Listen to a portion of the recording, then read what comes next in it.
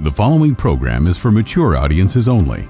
None of the information provided is intended to be medical or any other professional advice requiring licensing through any regulatory agency. It is for entertainment purposes only. Listener discretion is advised. Hi, I'm Amy Satori.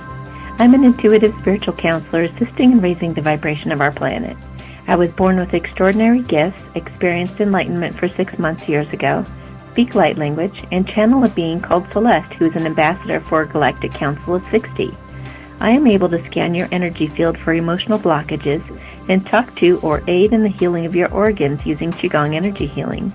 I can also help you make decisions, talk to your pets, deceased loved ones, and your friends and family's higher selves. I can help you navigate your relationships and answer pressing questions in your life by talking with the unseen world. I use these skills I've developed to translate the images, feelings, impressions, and messages I'm given while tuning into you and your situation. I work Thursday through Saturday as a psychic for the Lighthouse Bookstore downtown Boulder, Colorado, and conduct remote readings all over the world. You can order a private reading from my website at amysatori.com. Please like, share, subscribe, and follow me here on Podbean, Instagram, my 1111 Twin Flame Forum on Facebook, and YouTube. Set a reminder in your phone to call live on the show any Sunday, 5:30 Pacific, 6:30 Mountain, 7:30 Central, or 8:30 Eastern to ask me a question, receive a blessing, or have me do some energy work on you. So, my friends, without further ado, let's get to today's show. Thank you for listening to the Satori Show. This is Amy Satori, and we have a special show today. I met this lovely lady in a reading the other day and was just so impressed by her and her ex-husband now. And she was describing how they kind of had to come out of the closet about a divorce that they were going to have, and they put out this newsletter and announced it to a bunch of friends and family. And the way that they handled the whole thing would just was so cool that I had to have her on the show, both of them. And so I will bring them on to introduce them to all of you so you can have the pleasure of meeting these lovely people. So, Nalini, you there? Yes, I'm here. Hello. And Will is here as well. They're sharing a phone. I am. Hi. So, I wanted... Hi. So whose idea was it to get a divorce in the first place, and how long were you guys married, and how did you come to that knowing that this was the right direction to go in? So we were married for 15 years and have known each other for more than 17 now. We met in Washington, D.C. Wow. Yeah, and had a great event for a group called Single Volunteers, and we were at the National Arboretum, and so we ended up volunteering that day, and then I gave Nalini a ride home after the event, and we spent that whole day together. We watched a movie together, and we were surprised at some of our similarities, and we both were born in Cleveland, and we went to rival Big Ten colleges. And I had this particular movie in my back seat. It was a DVD for a movie called The Tao of Steve. And The Tao of Steve was an independent movie that was set in Santa Fe, and great movie. And maybe you want to say something about that, Elena. You had not, you had just seen it recently, right? Right. There were a lot of synchronicities about our meeting and our that first day. So many similarities. So we took note of that, and that started the 17 years and 15 years of marriage. And during that time, we had two separations. Actually, our first one was, I believe, in 2007. Or 08, I can't even remember. That was a legal separation, and then we got back together, and then we separated again in 2012 and got back together. And so it's not like this came as a surprise. I think we just grew up together, and through each phase decided to continue. But in 2017, that's when Will came to me around Halloween of last year. Yeah, it was around Halloween, and I had this. And how did that conversation go? I had this feeling that I had to speak for this, for our dissolving our marriage. And it came to me very powerfully, and it felt as though it was something in that evening opened up that message needed to be conveyed. And it was, that's so hard to characterize. How did that conversation go? It felt as though it went the way the stars had aligned it to. But what was interesting was we actually had two different versions of the conversation. I wanted to talk about how to go from survive mode to thrive mode. Put down all the old baggage of everything we've been through and just, put it behind us and go into thrive mode. And in my mind, that was together. And in his mind, that night of the discussion, that was apart. And we actually, 2 days later, were having a conversation, and that's when I realized, and something came up, and I said, wait a minute, are we divorcing? And so I had to actually clarify that, we then realized we were both not only not on the same page, we were not in the same book. And so he took about 30 hours to think about what he really wanted to do, and then he came back and then asked to dissolve the marriage, and I agreed, because to me, we had been very thoughtful about this for the last 15 years, and I think the first thing that you want with somebody is that you want them to be there. And I've always told Will, I love you so much, I want you to be happy, and if that happy is not with me, then that's what it will be. So it kind of boiled down to that for me. And then the next day, of course, I was upset and cried, and then and the next day I woke up and I wrote him a thank you card, and I wrote 2 sentences, and I said, thank you for everything that you've brought to my life, and thank you for loving me enough to let me go. Because with my culture, the way I was raised, I would have never brought this to him, because we were doing well after all the things we've been through, and comparatively to many people we knew, we were very close, but yet there's something within both of us that wanted more. And I had to honor that as well, and it was almost as if at some point, maybe, since our first separation, there was a small beacon, just out there in each of us, and he had the courage that moment to ask for the dissolution, and then I agreed. But I think we both knew that it was time, but it wasn't, as we said in our newsletter, you can't destroy love, it just transforms. And so that's kind of the basis. But yes, we didn't know how to tell our loved ones and our friends and family. And when we got married, Will at the time was a journalist, and he created a newsletter to introduce our families to each other.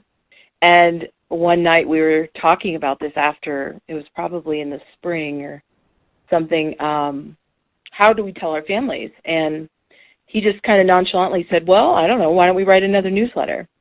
And it just struck me like that was the most brilliant idea to pay the respect that we needed to the union that we had and all the people that it affected.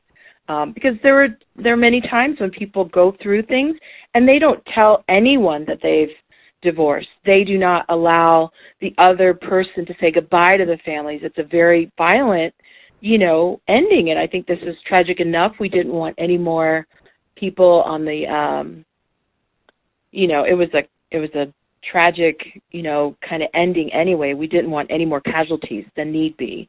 So we purposely decided to go home for Christmas in 2017 to see both families, which we haven't done for years, because we didn't tell them, but we knew between each other that would be our last holiday together. So, to really enjoy everybody and every moment. And we're glad we did, because then when we also decided not to release the newsletter until papers were filed.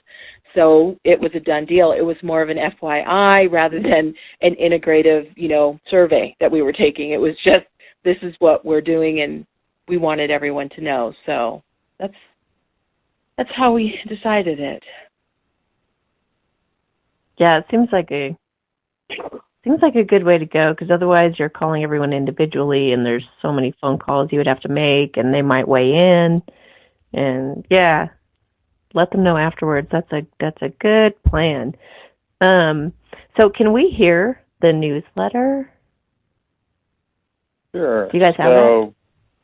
Yeah, we do, and I'll start off. We sent on the front page. The front side had the title "Dissolution News." We had our original newsletter had been the Union News, and so this one was our Dissolution News, and that's the legal term in Colorado for divorce, and it's a term I prefer.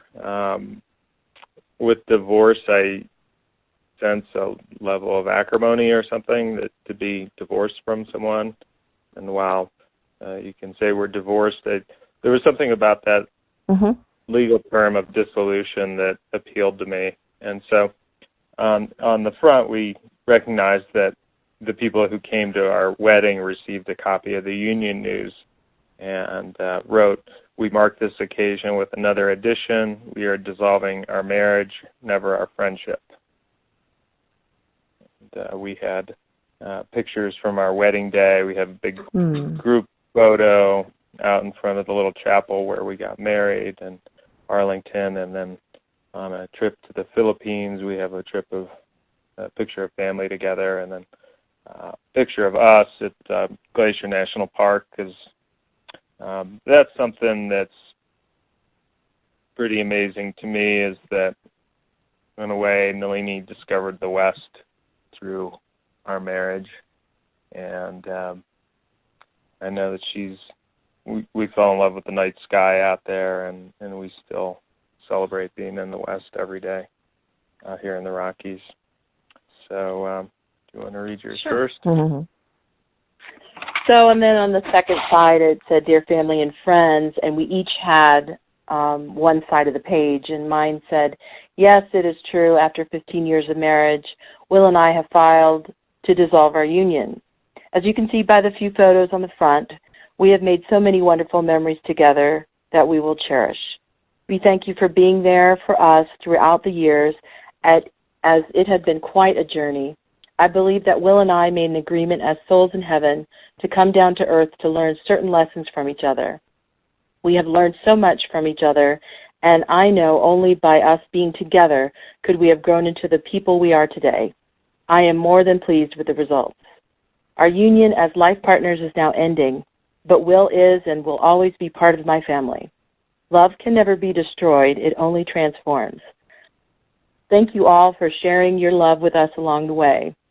We both love you all very much for whatever role you have played, and hopefully will continue to play in our lives. I ask and thank you in advance for your love, support, trust, and respect as we transform our relationship and ourselves. Love always, Nalini." And I had a very big drive to get this out on summer solstice, which was June 21st, and then there was a butterfly on my side, and I'll let Will read his side. Okay. All right. Nalini and I have come to an agreement to dissolve our marriage and leave it in peace, to continue to care for our two sweet dogs together, our second generation of pups, to take care of ourselves, and to be there for each other in the way that two people with high mutual regard do. I have been blessed to know Nalini for more than 17 years and to have loved and learned with her in 15 years of marriage. After I met her the first day at the National Arboretum, I knew that I wanted to be friends with her the rest of my life. I still do. Nalini is world class. She is the wisest, kindest, funniest woman I know. I am fortunate to have enjoyed this time with Nalini's friends and my second family too, people who have taken me in and accepted me. I have so many good memories from over the years. Thank you for being there for us and with us. I know that the best in your spirit meets the best in ours as we embark on our new chapter in our lives. This pair who took a chance on marriage now takes a chance on what more is in store. Our lives are far from over. I don't know how to read tea leaves. I know how to read tea bag labels handed to me by a star. Only love will. And then I had a picture of a tea bag message that Nalini had shared with me, and it was, the purpose of life is to know yourself and to love yourself and trust yourself and be yourself. And then we had a picture of us in front of the courthouse after filing our papers. Wow, I got chills. Yeah, and it wasn't a very happy picture. We didn't list our email or anything like that because, people who have our information, if they wanted to contact us, they would, but it was just, respectfully wanting to share the news. And, of course, with our very close family members, I sent this newsletter with a card and more information because, in case they were concerned or worried. And I got texts and I got some phone calls, but really it was what it was. So, what's some of the feedback you got? Oh boy, I think our families let's rephrase that. What's some of the resistance you got? My mother's from the Philippines, and it's a very conservative culture, and it's actually, I believe, illegal to divorce in the Philippines. So, my mother is 85. She's very conservative, and she loves Will, always has. So this was very upsetting to her, and she just thought, if she talked to us, she could fix it. And that was probably 2 weeks straight of me getting a phone call 3 times a day from her. And I think she just really, she needed to hear from both of us that this was what we wanted. And it's only recently where she has made peace with this in her heart because she still loves Will and she considers him her child. So, and she knows that Will still helps me. I mean, we talk every day. We share our dogs. He, helps me do everything around the house. My mother knows that. So she finally gave in to her heart, and she said, I love you both. You're both my kids, and I will always love you. So it took her a while, right? But she got there. Wow. I think my favorite reaction was... did any of the people... I was just going to say, one of my favorite feedback we got was from the car mechanic who we sent this to. He had one word. What did he say? Surreal.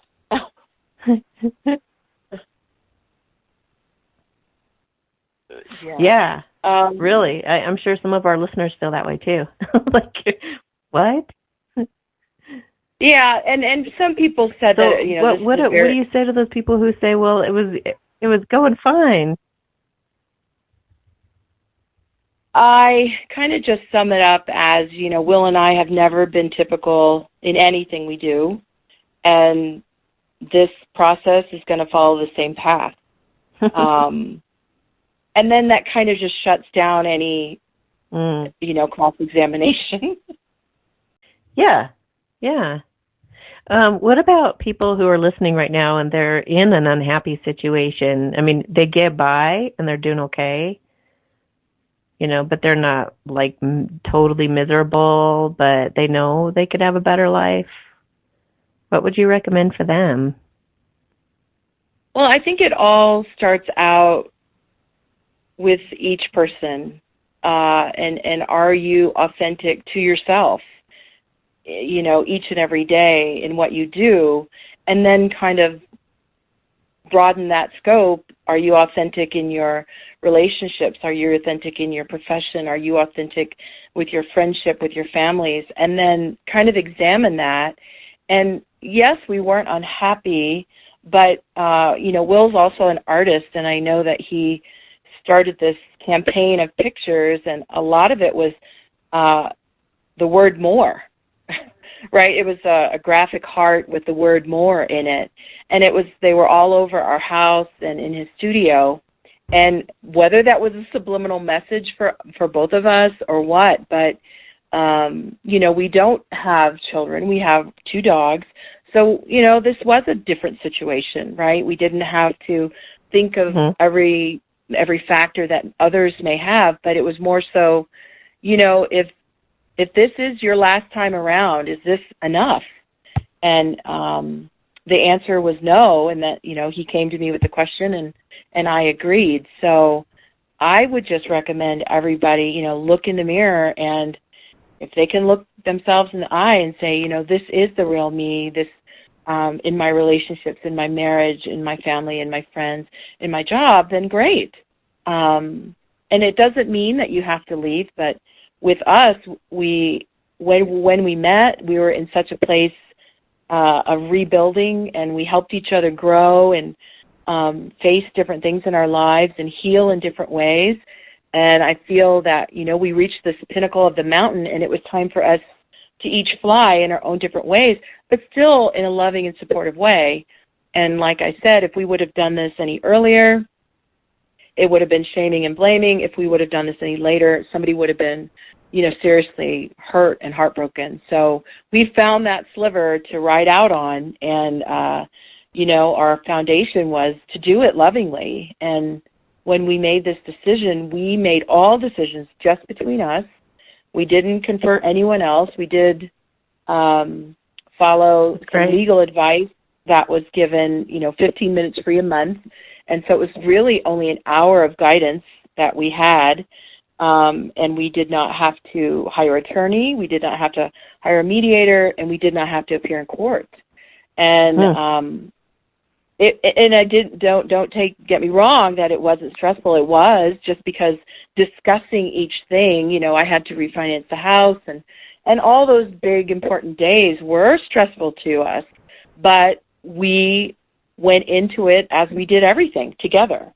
And we just have that kind of same energy today even. So I know it's unique and not typical, but like I said, that's who we are. Well, and I'm just, it's and this is coming from self-love. So that's what I love about it. I read this cool quote this morning. A man can meet an absolutely perfect lover who is ready to go the distance with him. Yet no matter how head over heels in love they are together, if he has not gone the distance for himself by facing his shadow and healing his wounds, he will inevitably sabotage the relationship. And it's really unfortunate that so many people do that they will stay stuck in a situation because they don't love themselves or can't face their their shadow side. And if you can just love yourself enough to take a look at yourself and see, I actually remember being afraid of my shadow side. I remember thinking, I have to face this and face that, and it was just such a scary concept to even think of facing it all. And especially you could go to counselors for years and sort through all the stuff that you've been through in childhood and all that kind of stuff sometimes, and it's a little overwhelming to think of it that way. But I found a really great, simple, easy process. It's Byron Katie's work, and she just helps you sift through stuff like it's like nothing, and it's not even scary. And then you start looking at it, and then you start seeing that the more and tell me if you guys have found this as well, but the more you dig down, the minute it comes up, it's like, oh, it just releases and pops, and it's like nothing. And then you can laugh about it and get over it so easy. And when you see things really clearly, because you're not kind of holding on to things or hiding things or any of that stuff, life becomes so much more in the flow and so much easier. And you're just like dude, the hard part was holding it all down, sorting Right. through it and getting rid of it and learning to let go of it all and not care and just, it really lightens your load. It's the tough part is not loving yourself, Right.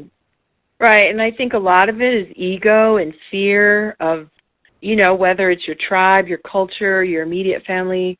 And Will and I have always been supportive of each other's growth, no matter what. And I think keeping that in line of, if this is where he is right now or this is where I am right now, and, the other is not in that focus, but it's authentic, then how can you not support that, right? And it comes down to that. So I think that kind of foundation of support and love of another and what they want and that freedom, right? That freedom to be yourself at all costs, and that unconditional support and love. And if you know that, then I think you have that one person then you're safe with, and that they will always support and love you.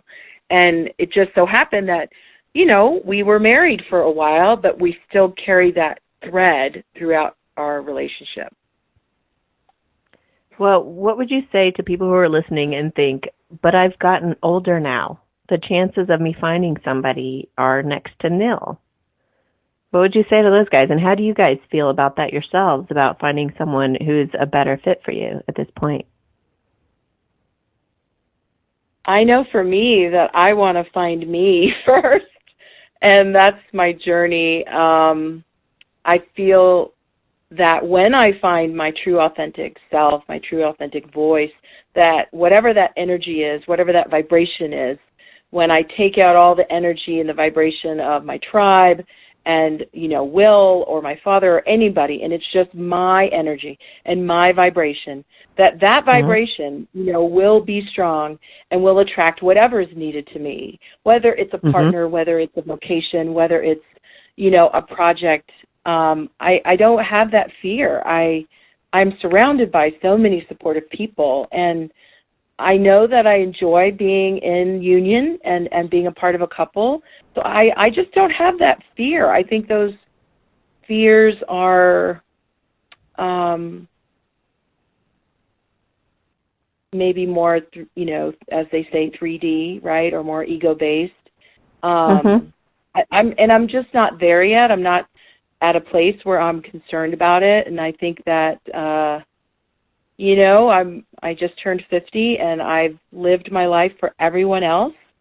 So to have this time for myself and my development and discovery, I can't be upset with. I'm excited about it. So I'm not even in that place about worrying about the next, because I know I still have work to do, and I'm interested in doing that work so that I can have that vibration of my own authentic self. And I know that will draw to me what is supposed to be in my life, whatever that is. So it's not a concern about me, but I can let you see what Will thinks about his path. Yeah, that's beautiful. Let's hear from Will. Has that been a concern of yours? I'm looking at a picture. It's again from the newsletter cover. And it was a tree tour that Nalini took me on of culturally modified trees.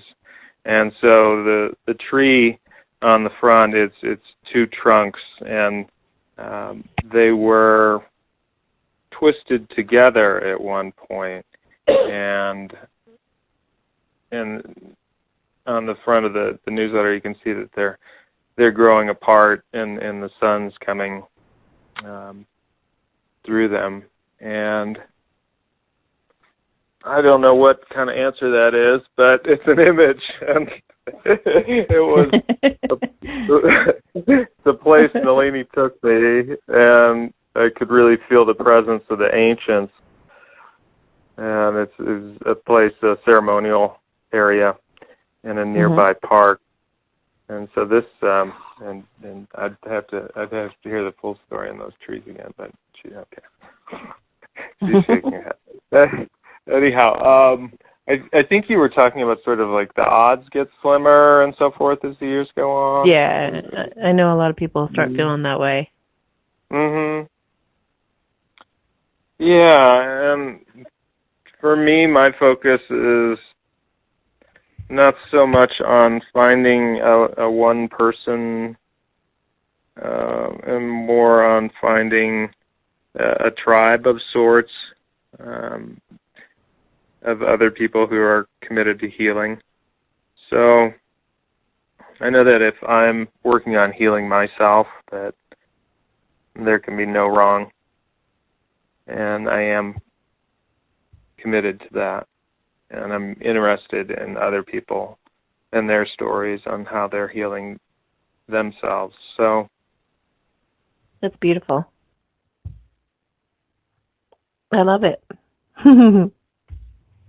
So, how are you guys? Do you still live together? Do you live separate? Or how is that working out for you guys to be friends now?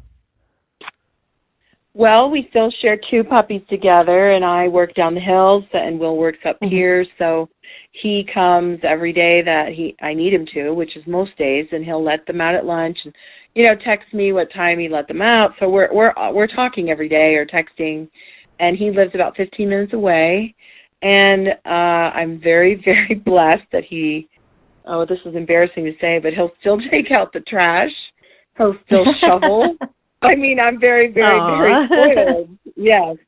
And it's actually, him and my father were very close, and I feel that he has sort of embodied my father's energy where, I was the only girl, and, anything I needed, my father would make sure I had, but I would never, abuse that. But I think Will just views it as still being, service to our family. And if I ever, need a ride to the auto shop or whatever, he's there for me. And the same for him. I cook extra because I know he'll be over for lunch, and so we just it's a unique place between family and friends. He's like the most special family member I have, so to speak, because he knows so much about me, right? So, of course I would do that for any of my friends or family, right? So he's even more than that, so it goes without saying. Well, don't you guys ever miss each other and the intimacy you had? Well, I think, of course, and he's still very supportive, or, it's still a greeting time, because to me, it's just happened, right? It's just official September 10th of this year. And I feel like the season is the perfect season, where it's cold and you're hibernating and you're inside, and it draws me in to do my own work. But yet, for me, I think, women and men may feel different about it, but I think for me, my main focus right now is just healing, from this big transformation in my life that I think triggered even deeper transformation. It was just the tip of the iceberg, so to speak. And, I love Will. I want him to be happy and to be in whatever relationship that he wants, because he deserves everything, if you ask me. But that's not necessarily the biggest focus for me, the intimacy, because I still feel like I have, I still feel like I have his emotional intimacy. Mm-hmm. Well, how do you think that somebody new coming into either of your lives is going to be affected by your closeness? Have you thought about that or talked about that at all? I've said to Nalini that whoever I might be involved with would need to accept that this is the way we are, and that we look after each other, and that we do have a connection that's deep and enduring. And I think that over time, yes, we both hope to be with people that can see what we have and honor that. But of course, to me, when you have a primary relationship, that's your primary relationship. So it hasn't been an issue now, and I think that if somebody I were with had an issue, that would be probably a beginning of a discussion of what's really going on versus it being about will, right? It would just be an opening for a conversation. And that could shift over time, right? Like maybe in the beginning the person might feel insecure, but over time, I mean, when anyone meets Will, he's the kindest person you could ever meet. So there's nobody who would, man or woman, who would feel, threatened by him. Yeah. So I also don't want to hold that energy because I don't want to call that in. Right. Yeah. This is just verifying that I just said in the show like an episode or two ago, I think 107. But I said the two most important things in a relationship, it's not about money or wealth or a great paying job or any of that materialistic stuff. It's really about your perspective and how you look at things and communication, those two things. So in this instance, you can take any bad situation or bad circumstance and bad anything you look at in a negative light, and you can choose to view it in such a way that it supports you. Choose to change it to be something that you actually are okay with, or you can accept, or that you can tolerate, or that you can be even excited about. So it's all in the way you look at everything. And then if you, like you were saying, if this situation starts to change or shift in any way, it doesn't even matter the way, it's time to communicate and to be really honest and authentic and have integrity in that conversation. If you have those two things, a good, healthy mindset where you can support yourself, you can take responsibility, and you can have an honest conversation with somebody, you can make anything happen. Anything's possible. Would you agree? Oh, yes, I definitely. And I think that whoever probably ends up in relationship with us, there's going to be work to do because, we're not the average type. We don't, have a TV and just come home and watch TV every night. Not like there's something wrong with that, but we had a lot of conversation, a lot of communication about, our days and our plans and things like that. So we're used to kind of doing that kind of work, and I think that's who we would be drawn to, is somebody who is also ready to do the work. Mm-hmm. Yeah, that's great. That's ideal. So is there anything else that you guys can think of that, maybe expand on the attorney thing? Like, how did you guys even find that there was a free service in your area, and how did you utilize that? I mean, you said it took about 4 months. It was once a month, but like, what did you guys discuss? Separation of finances and things like that, or, right. Yeah, they're in Jefferson County, they have free legal services, and there are 2 libraries in the county where they have 15-minute free Skype appointments every month. And our library happened to be one of the 2 libraries. And so our first 15-minute session, we talked with the attorney over Skype, and very luckily this county is very organized with how the process goes. And the attorney was an engineer, and then he became an attorney. So he thinks in pictures, and he made flow charts about every process.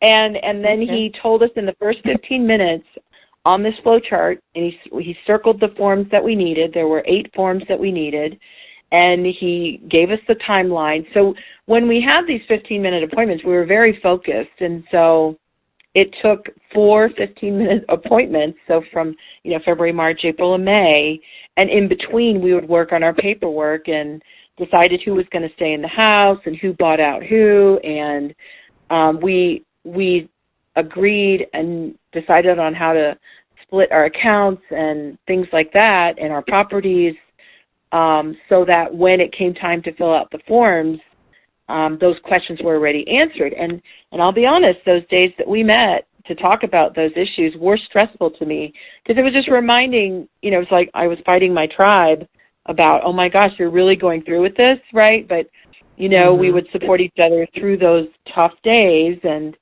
and then filing all the paperwork and getting all the copies. But it was, when we spoke to him, because we didn't have children, it's not that you have to have an attorney or a mediator, but our case was unique, that we could agree on everything, and our paperwork was not questioned, and it was filed. And I really think it had a lot to do with the energy that we held. We prayed every time that we met to do paperwork, and because we recognized how stressful this was, and we wanted to do it in a loving way, so we kind of like called in that extra help to make it through. And I feel awesome. that made the difference. And I hope that people don't listen to this thinking, well, you don't have kids and you don't have this and you don't have that.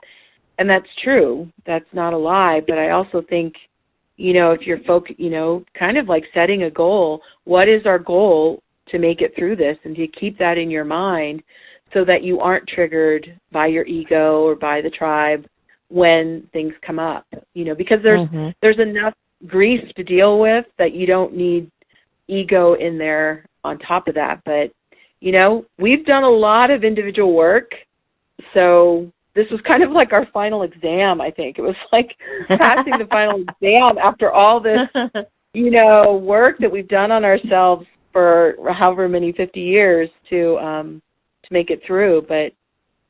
But we did it, and we're better for it, I think. Were there any times when you weren't quite sure you could come to a compromise? Well, I don't know if it was that we couldn't come to a compromise. There were times when someone wanted to turn the process around and stop the process. And I think that, that was our fear. And especially writing the newsletter and making that public, that was a big trigger, right? Because we've talked about this for months and months and months between us, but to actually deliver that newsletter was to make it public. And I know Will had a struggle with that day, and we actually filed it on the summer solstice and drove it to the post office, and I put my copies in the mailbox. We said our prayer, and that was tough because then it was public. So there were times, even after it was filed, and it's more so the comfort that we feel with each other, like, is this the right thing that we're doing? But I think that feeling is lessening as time goes on. It was stronger, in May and June and July and August. Will's father died in August, so that was tough. I went with him to his family to support him, and that was tough. But I feel that after this winter season that we're both going to emerge, stronger and healthier. Yeah. Well, how could it not? That's incredible. And I love that you guys incorporated prayer and intention. Yeah, it's something where we needed to pray and do ritual work along the way because, it's not easy. I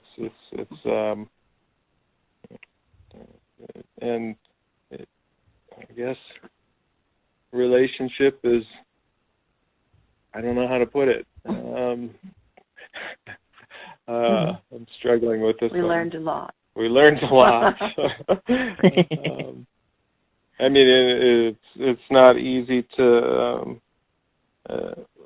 arrive at a kind of decision and then stick with it. Expect that you're going to stick with it with a consistency of spirit throughout the whole process.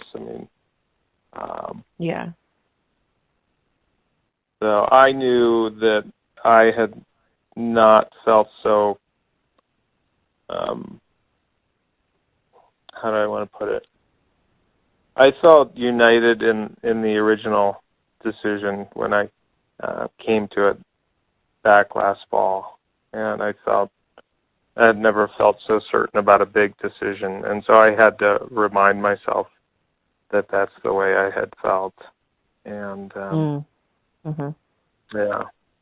so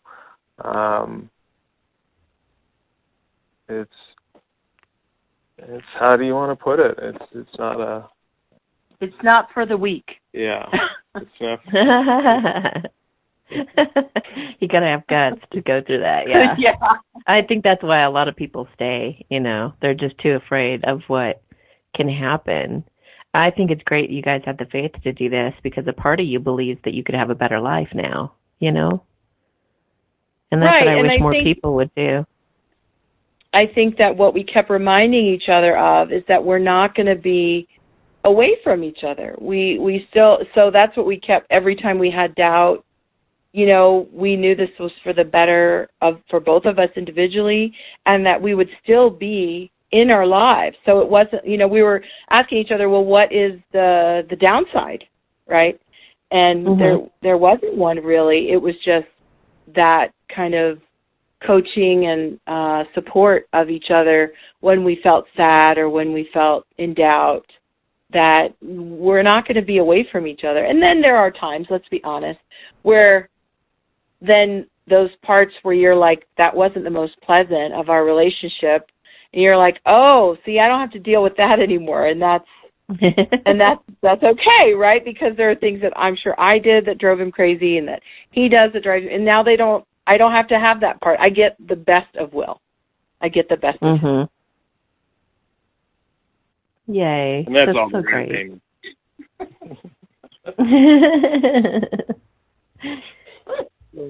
Well, okay. Is there any like last bit of advice that you guys would like to offer our audience? Otherwise, we're going to close the show for today, I think. I don't know if I have any sage words. I guess one thing that I was interested in asking you, Amy, is about, you had done a show previous to this one on twin flames, and then Nalini had introduced me to the term soul contract partner, and I'm curious about what a twin flame is and what a soul contract partner might be. I've never heard of the soul contract partner, so I don't know. I think that's more of a soulmate. That's what somebody described it as. Soulmate versus choosing. Yeah. Okay. So the twin flame is usually someone that you have this really magical connection with, and it's like both of you. It just feels kind of almost childlike, really sweet, really innocent, pure, really trusting, and usually the masculine kind of hooks the feminine, and it doesn't mean the sex necessarily, but there's one who runs and then there's the one who chases. So the masculine is the one who runs away and the feminine is the one who chases after. So they go through a whole process when he's running where he grows up a lot. He takes a look at a lot of these things that you guys have already taken a look at.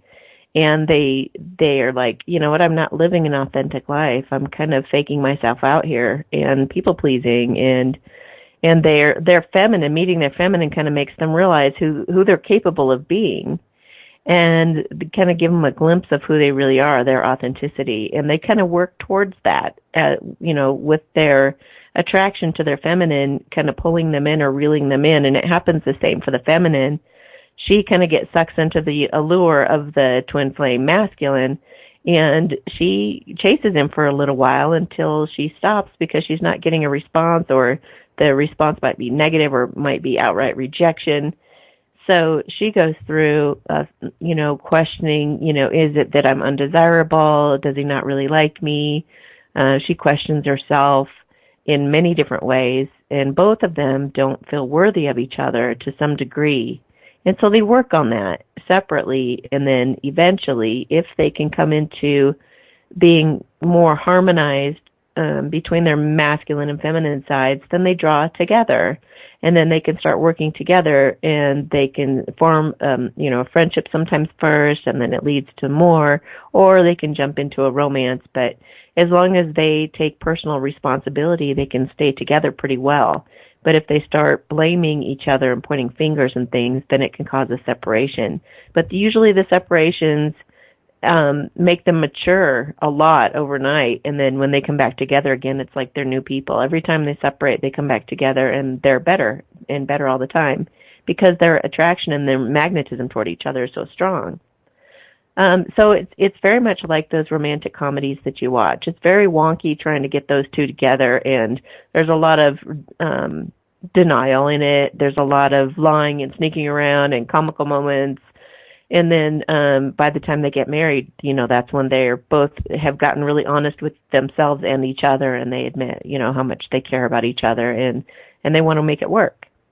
So a soulmate is more, at least in the terms that I've come up with all the couples I've worked with in time and what I've seen, the soulmate's more easy, comfortable, really doesn't take a lot of work. They're pretty authentic with each other. It's pretty easy for them to be comfortable and be themselves with each other.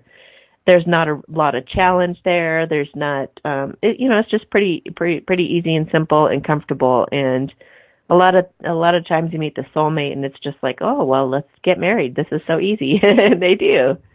So sometimes when if somebody's like with a soulmate and then they meet a twin flame, that can sometimes be a problem because the magnetism is so strong that sometimes they'll cheat or they'll leave their partner to be with it because it's kind of an exciting draw to the twin flame. But as long as you're aware of what's happening and you know how the journey goes and things like that, then again, with the perspective thing, you can look at it in such a way that you don't, that you consciously choose who you want to be with. So, but that's just kind of what I've seen. And then I've also seen like a false twin flame relationship where it kind of looks like, and there's a lot of synchronicities and signs and everything with the twin flame. But there's all these signs and synchronicities and all that. And that seems to be kind of it. I mean, you do get that a little bit with soulmates, not so much.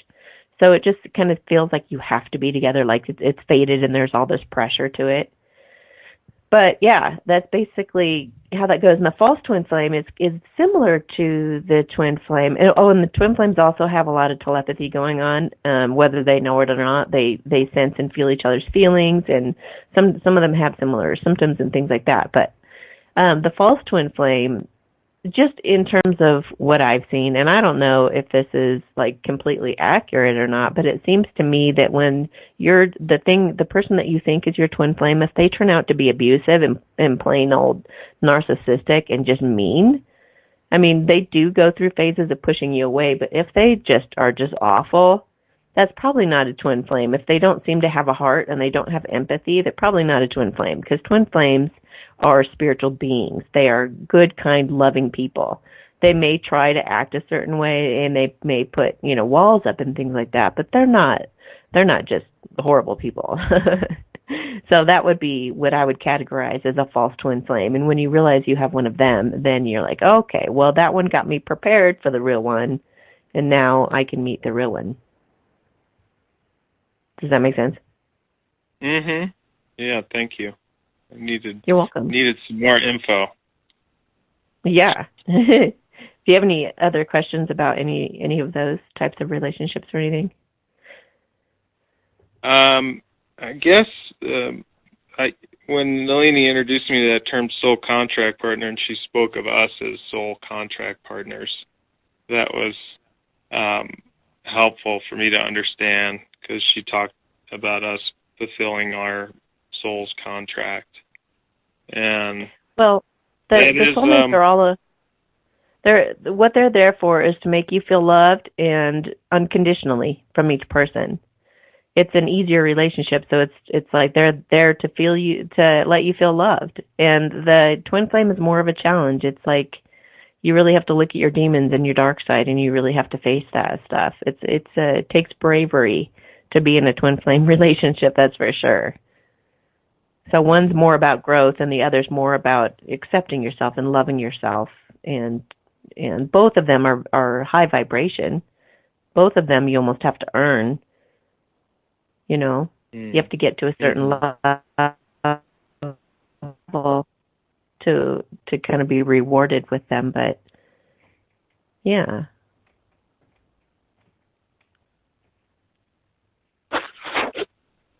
So, Alini, do you have a question about any of that? No, I'm good. I was thinking about when you said what are our final words. I think mine would be, my advice to anyone is to always choose you, no matter what. And whether that is staying in a relationship or leaving a relationship, or whether it's with your family, your children, your spouse, your mother, always choose you. Because I think if you don't, you end up building, a castle on sand. Yeah, I completely agree. Absolutely. If you don't have that foundation, you don't have anything, and it can fall apart any moment. And then for me, the question is, how do you heal? And my feeling on that is, how do you heal can either be a transitive or intransitive verb. How do you yourself heal, and how in that process can you help to heal others? So, how do you heal? I mean, how are you working on that right now?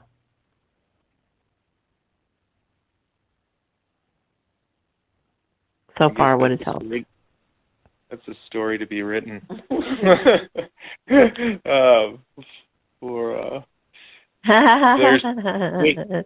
the master healer.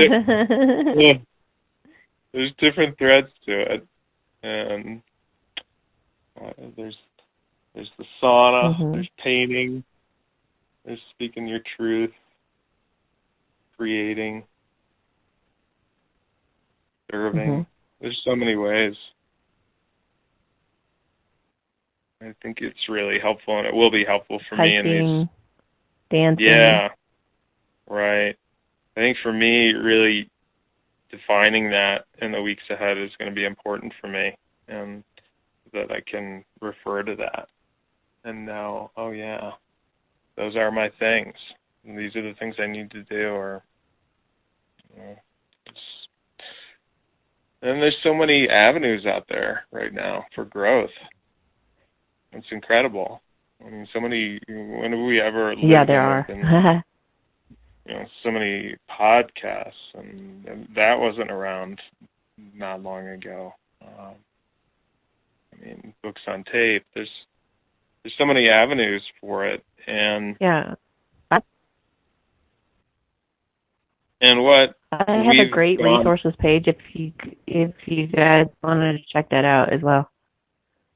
Cool.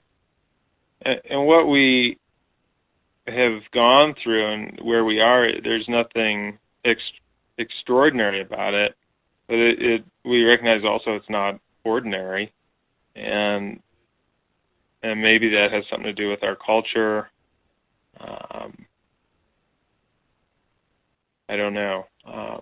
However, we're happy that we've been able to be authentic with each other, and that we'll continue to be.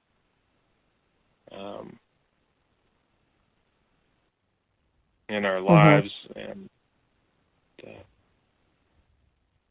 and strive for more. And well, I also feel like part of this is actually part of your purpose. You're going to be creating a way to heal. So I would get those creative juices going. And it feels like, you know, how you're wanting to kind of touch in with your tribe and be drawn to people who are about healing. I feel like you're being drawn to that for a reason, and that you're going through this for a reason. So just get creative with it and see what you can come up with. You might just, create your own healing modality. Yeah, I felt that. Yeah. But you can definitely go to amysatori.com and click on the resources page. There's a lot of great stuff there. But I do really feel like you're going to actually kind of do something on your own that could help a lot of people. That's good to hear. I'll keep you informed with what we got going up here in Evergreen. Yeah. Yeah, sounds good. Thanks, Amy. That'd be great. Yeah, I'd love to hear it. You could come on the show and talk about it. Yeah, yeah. All right, you guys. Well, thank you so much for coming on. This has been very, very informative and beneficial, I'm sure, for many who are going to be listening to this. Thank you, Amy. And have yourselves a great night. You're welcome. Thank you. Thanks. All right. Wow. Great information, huh, guys? So on that note, if there's anyone that you think, any of your friends or family or anyone who is contemplating maybe breaking up or divorcing, this would be a good show for them. We've done another one on divorce, probably 10 or 15 shows back. If you guys want to search the archives, it's a pretty good one too. And it's more like what to do in the aftermath, or like how to recreate your life and start all over again. So this is nice to see how to sort through the actual, like, coming to the decision and whatnot too. So anyway, share this with your friends and family or anyone you feel like would need it, or take it to heart yourself. And you guys have yourselves a beautiful evening or morning wherever you are. And I'll catch you next time.